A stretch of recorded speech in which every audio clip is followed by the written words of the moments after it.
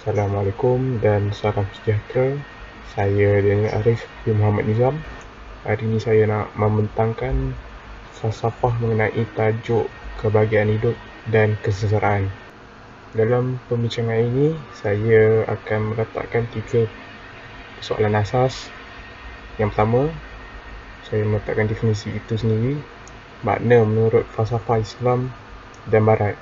Yang kedua, kita kena tahu tahap kepuasan kita diukur dalam makna yang bagaimana sebenarnya. Yang ketiga, dalam kebaikan kita lakukan di mana kewujudan kebahagiaan kita letakkan di tempatnya itu. Untuk permulaan, saya akan sentuh definisi itu sendiri.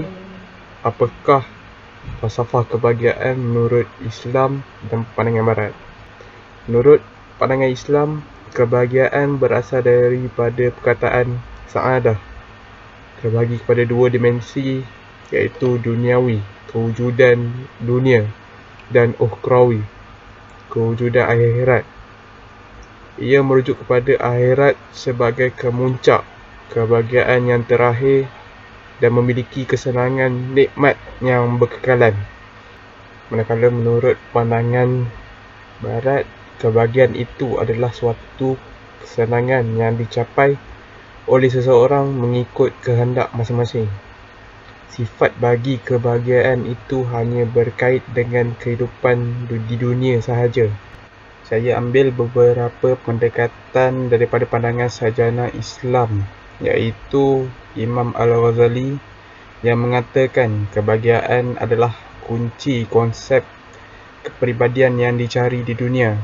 Ia akan diperolehi pada hari kemudian dengan keimanan dan ketaatan kepada Allah. Jadi saya rasa definisi sa'adah yang dimaksudkan oleh Al-Ghazali tidak banyak beza.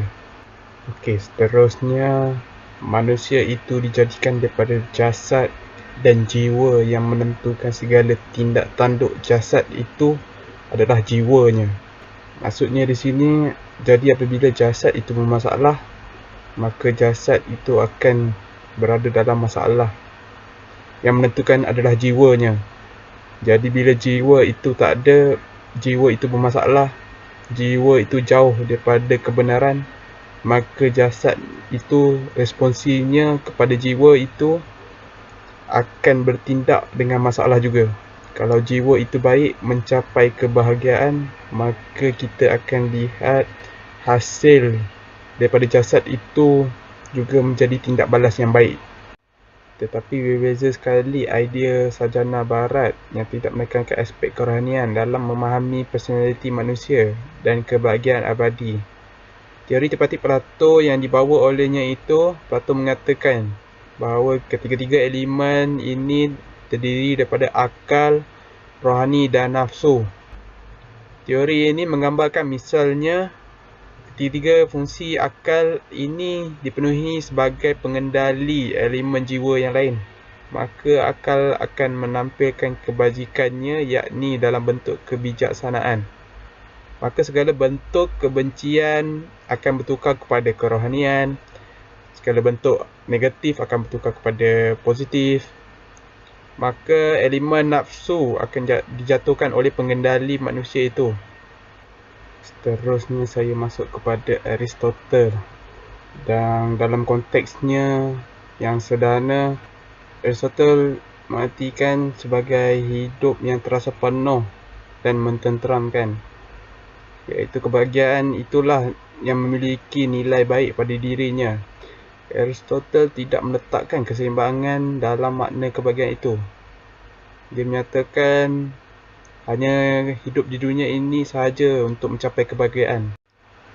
Sebagaimana yang saya nyatakan menurut pandangan Islam, kebahagiaan akhirat merupakan kebahagiaan yang tertinggi dan tak terhingga dan memiliki keterkaitan dengan kebahagiaan di dunia. Bagi pandangan Barat, kebahagiaan manusia itu sebagai kebaikan tertinggi yang bersumber dari sifat-sifat alami yang berfungsi sebagai pengimbang.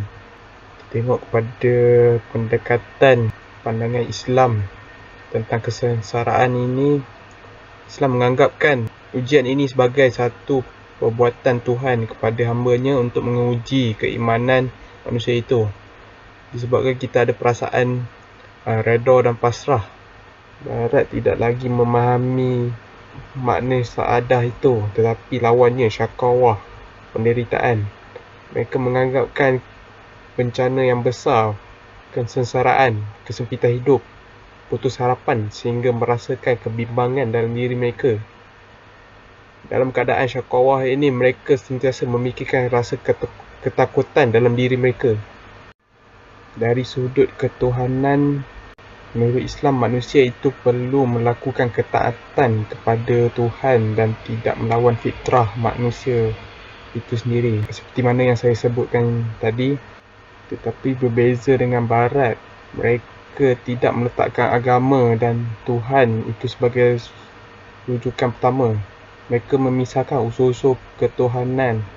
Akhir sekali, rumusan yang saya katakan dalam falsafah kebahagiaan itu sendiri, Islam sangat menekankan bahawa dalam kebahagiaan itu sendiri tidak boleh memisahkan unsur-unsur ketuhanan, hubungan kita dengan Tuhan untuk mencapai kebahagiaan. Bila mana kita meletakkan Tuhan itu di atas, maka disitulah kebahagiaan akan dicapai.